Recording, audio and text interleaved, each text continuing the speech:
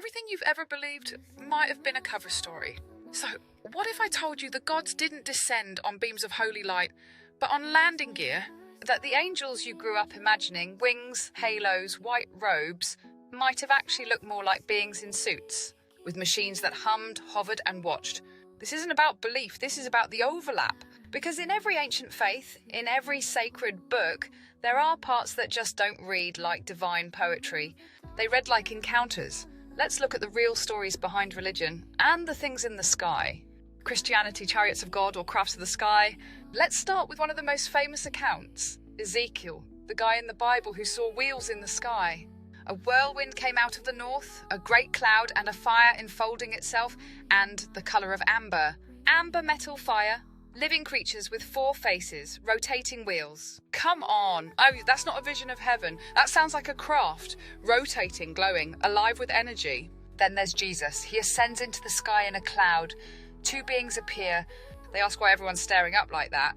It's such a weird detail to include, unless it's important. Unless it's describing a departure. Fatima, 1917. Tens of thousands of people saw a sun dancing in the sky. It spun, dove, hovered. Islam, the night journey and the watchers. Islam has one of the clearest UFO-style encounters, and most people have never looked at it that way.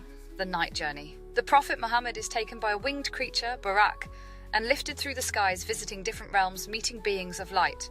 But think about it. This is a man entering the sky, describing what could easily be seen as layers of dimensions or cosmic stations. He returns with knowledge instantly. That's not a dream, that's a contact event. And then you've got the jinn, not angels, not demons. A separate race made of smokeless fire. They live unseen, mess with humans, and have been blamed for strange lights and abductions in the desert. Smokeless fire, that's plasma, energy beings, or something interdimensional.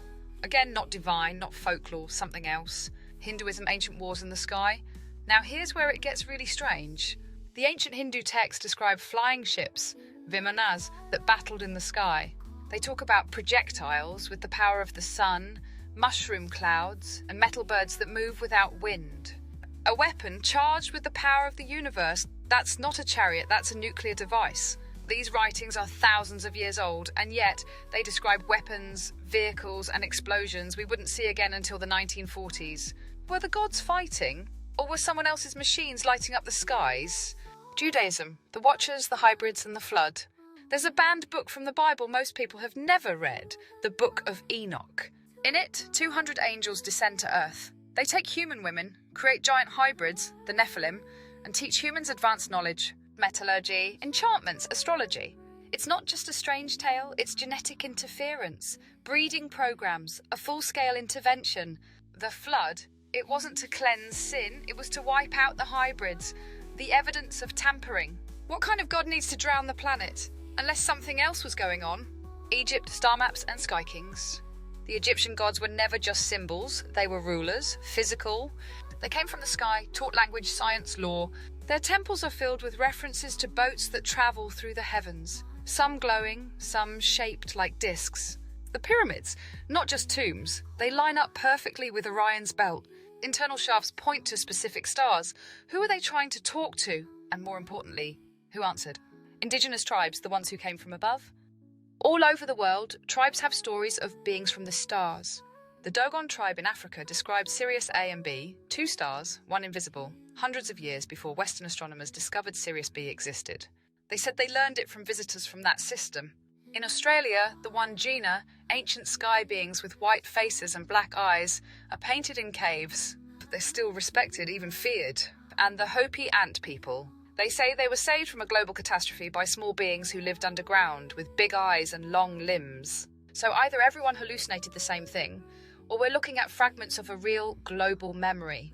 This isn't about destroying belief. It's about asking why the same story repeats across time, across space, across faiths. What were they hiding? And what happens when the sky opens again? The truth isn't up there anymore. It's been right in front of us the whole time. So what were the gods really? Maybe they were divine, or maybe they were more advanced, because the pattern's there. They arrive from above, they shine. They teach, they manipulate, and they leave. It happens in every culture, every continent, every era. Same themes, same symbols, same lies. Maybe religion wasn't meant to enlighten us. Maybe it was designed to control the narrative after they left. Because if the gods were really just visitors, then everything changes.